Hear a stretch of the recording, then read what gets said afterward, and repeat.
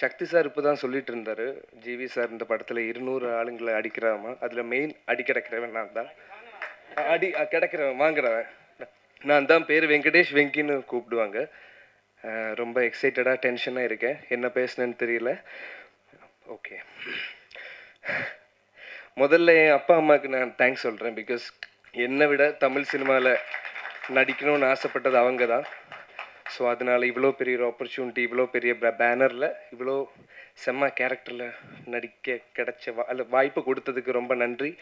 பரஞ்சித் sir, thank you. உங்கள் மிகப்பெரிய fan. சர்பட்டையெல்லாம் எவ்வளோ தடவை பார்த்துருக்கேன்னு எனக்கே தெரியல சார். அப்புறம் மேடையில் இருக்கிற அனைவருக்கும் வணக்கம். எஸ், ஸோ எனக்கு ஃபஸ்ட்டு கால் கொடுத்த பினுக்கு நான் ஃபஸ்ட்டு தேங்க்ஸ் சொல்கிறேன். பிகாஸ் ஒரு ஹோப்லெஸ்ஸான சுச்சுவேஷனில் அவர் எனக்கு ஒரு கால் கொடுத்தாரு, இந்த மாதிரி ஒரு படம் இருக்காமா. முதல்ல நான் எதுவுமே சீரியஸாக எடுத்துக்கல, பிகாஸ் அதுக்கு முன்னாடி ஒரு 2 படத்தில் இருந்து என்ன தூக்கி எறிஞ்சிட்டாங்க. ஸோ நானும் நினச்சேன் சும்மா ஓகே ஃபைனலாக பார்த்துக்கலாம்.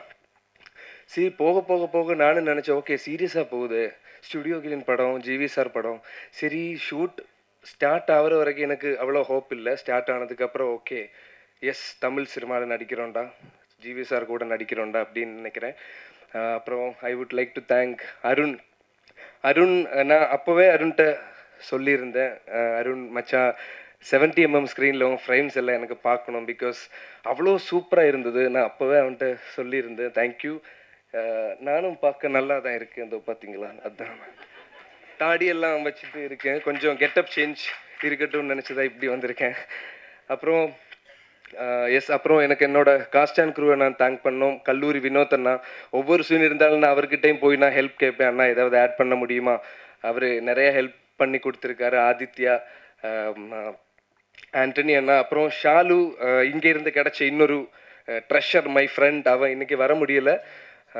ஸோ அவனையும் நான் இப்போ இந்த மேடையில் நான் சொல்கிறேன். ஐரா, எல்லாரையும் நான் இப்போ யோசிக்கிறேன். சக்தி, ராஜேஷ், எல்லாரும் கூட நடிச்சதில் ரொம்ப சந்தோஷம். அப்புறம் இந்த படத்தோட ஏடிஸ் டீம், அம்மா இப்போ முடிக்கிறேன்.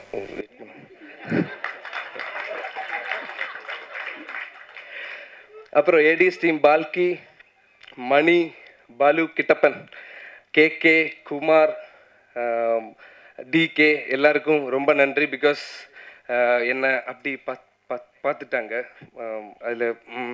அப்புறம் எஸ், மம்மி நான் இதுக்கு முன்னாடி நடிச்சிருக்கேன்.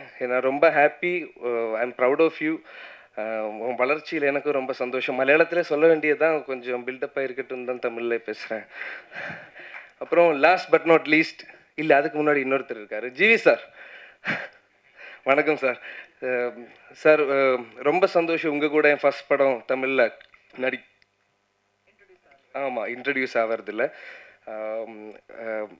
ஒன்று மட்டும் நான் அவரை பற்றி சொல்லிக்கிறேன். நான் என் ஃப்ரெண்ட்ஸுக்கிட்டேயும் சொல்லுவார், மல்டி டேலண்டடான பர்சன். பிகாஸ் நடிக்குவார், நடித்ததுக்கப்புறம் அப்படியே சைடில் மாறி நின்று,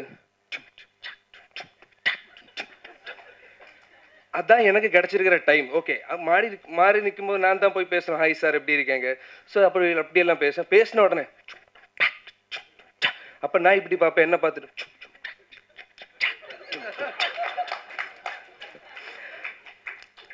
அதுக்கப்புறம் ஜிவி சார் அங்கேன்னு கேட்டால் டப் பண்ணிட்டு இருக்காமா. டப்பிங் எல்லாம் வேனில் நடக்குதுன்னு இந்த சினிமாவுக்கு வந்ததுக்கப்புறம் தான் எனக்கு தெரியும். சார் மறுபடியும் திரும்ப வருவான், கேரவனில் போய் மியூசிக்கு என்னெல்லாம் படம், கேப்டன் மில்லர், தங்கலான், சூரரை போற்று ஹிந்தி ரீமேக்கு, அதுக்கப்புறம் நடிப்பாங்க. நான் ஒரே வேலையை பண்ணிட்டு அவ்வளோ யோசிச்சு பண்ணுறேன், அவர் ஒரே வேலையில் அப்போ சீன் நடிக்கும்போது போல் அப்படி பண்ணுறாரு sir. Sir and also he's a wonderful coaster. Thank you sir, thank you so much. And last but not least my மச்சான் நிகேஷ். தலைவா, தேங்க்யூ. எனக்கு இந்த மாதிரி ஒரு வாய்ப்பு கொடுத்ததில்ல. நான் மலையாளத்தில் ஒரு 4 ஃபிலிம்ஸ் தான் பண்ணியிருக்கேன், ஆனால் இது வரைக்கும் பண்ணதில் எனக்கு இவ்வளோ ஃப்ரீடம் கிடச்ச ஒரு செட்டு எனக்கு தெரியல. பிகாஸ் நான் சீனுக்கு முன்னாடி அவங்ககிட்ட போய் பேசுவேன், ப்ரோ மூடு என்ன, ஸோ அவன் சொல்லி கொடுவேன், ப்ரோ இதுதான் மூடு. அப்போ நான் இந்த மாதிரியெல்லாம் ஆட் பண்ண முடியுமா, ப்ரோ நீங்கள் பண்ணுங்க ப்ரோ, நீங்கள் எது வேணாலும் ஆட் பண்ணிக்கோங்க, ஏதாவது பிரச்சனைனா நான் சொல்கிறேன். அந்த மாதிரி ஒரு ஃப்ரீடம் எனக்கு கிடச்சிருக்கு. ஸோ இந்த படத்தில் நீங்கள் பாருங்கள், நான் நல்லா இருந்தேங்கன்னா ஃபுல் கிரெடிட்ஸும் அவனுக்கு தான், தப்பாக இருந்தனாலும் அவனுக்கு தான் full credits. March 22 rebel release ஆகுது. மெயின் ஒருத்தரை நான் விட்டுட்டேன், ஸ்டுடியோ கிரீன் ப்ரொடக்ஷன். பிகாஸ் நான் அவரை பற்றி சொல்லலைன்னா அடுத்த படத்தில் எனக்கு வாய்ப்பு கிடைக்க மாட்டேன்னு நினைக்கிறேன். ஞானவேல் சார் ரொம்ப தேங்க்யூ. இவ்வளோ பெரிய ஒரு கேரக்டர் நிகேஷ் என் பேரை சொன்னதும் நீங்கள் ஓகே பார்த்துக்கலான்னு நீங்கள் எடுத்த டிசிஷனால் தான் நான் இப்போ இங்கே வந்திருக்கேன். சென்னையில் இது என்னோடய ஃபஸ்ட் ஆடியோ லான்ச். அதுக்கெல்லாம் காரணம் ஞானவேல் ராஜா சார் தான். இன்னும் நிறையா ஆடியோ லான்ச் அட்டன் பண்ணணுன்னு ரொம்ப ஆசைப்பட்டிருக்கேன். சார் இங்கே இருந்தீங்கன்னா இன்னும் நிறைய வாய்ப்பு கொடுங்க. அப்புறம் இது நான் ப்ரிப்பேர் பண்ண ஸ்பீச் இல்லை, இங்கே வந்து ஏதோ சொல்லிகிட்டு இருக்கேன், கொஞ்சம் அங்கே இங்கே எல்லாம் போயிடுச்சின்னு நினைக்கிறேன். பட் ப்ரிப்பேர் பண்ண இன்னும் நல்லா பேசுவேன். ஸோ இந்த மேடையை நான் வந்து பாரஞ்சித் சார் எல்லாருக்கிட்டையும் சொல்கிறேன்னா கொஞ்சம் கூட ப்ரிப்பேர் ஆனால் இன்னும் நல்லா தமிழ் பேசுவேன். ஏதாவது வாய்ப்பு இருந்தால் கொடுங்க சார்.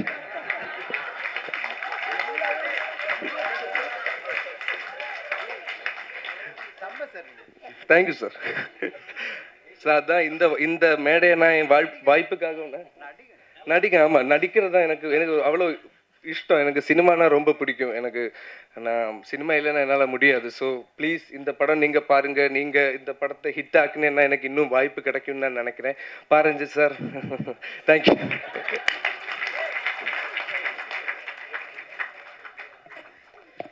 இந்த ஃபர்ஸ்ட் ஸ்டேஜில் எவ்வளோ அழகாக எல்லாரையும் கவர் பண்ணிட்டாரு. ஞானவேல் ராஜா, பா ரஞ்சித் அப்படின்னு சொல்லிட்டு எல்லாரையும் கவர் பண்ணிட்டாரு. கண்டிப்பாக வெங்கிக்கு தமிழ் சினிமாவில் ஒரு பிளேஸ் இருக்குது.